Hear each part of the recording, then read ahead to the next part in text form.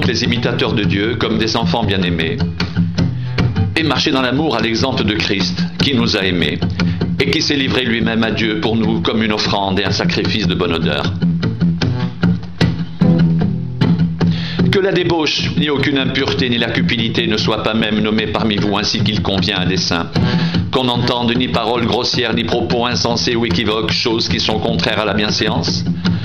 Qu'on entende plutôt des actions de grâce, car sachez-le bien. Aucun débauché, ou impur, ou cupide, c'est-à-dire idolâtre, n'a d'héritage dans le royaume de Christ et de Dieu.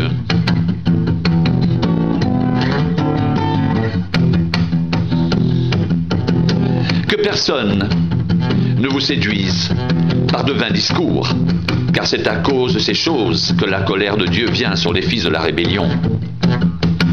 N'ayez donc aucune part avec eux. Autrefois vous étiez ténèbres et maintenant vous êtes lumière dans le Seigneur. Marchez comme des enfants de lumière, car le fruit de la lumière consiste en toutes sortes de bonté, de justice et de vérité. Examinez ce qui est agréable au Seigneur et ne prenez point part aux œuvres infructueuses et ténèbres, mais plutôt condamnez-les, car il est honteux de dire ce qu'ils font en secret. Mais tout ce qui est réprouvé apparaît en pleine lumière, car tout ce qui est ainsi manifesté est lumière. C'est pour cela qu'il est dit, « Réveille-toi, toi qui dors, relève-toi d'entre les morts et Christ t'éclairera. »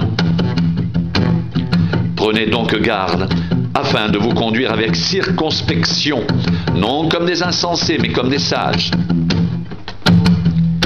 Rachetez le temps, car les jours sont mauvais. C'est pourquoi ne soyez pas inconsidérés, mais comprenez quelle est la volonté du Seigneur. Ne vous enivrez pas de vin, c'est de la débauche. Soyez au contraire remplis de l'esprit, entretenez-vous par des psaumes, par des hymnes, et par des cantiques spirituels, chantant et célébrant de tout votre cœur les louanges du Seigneur.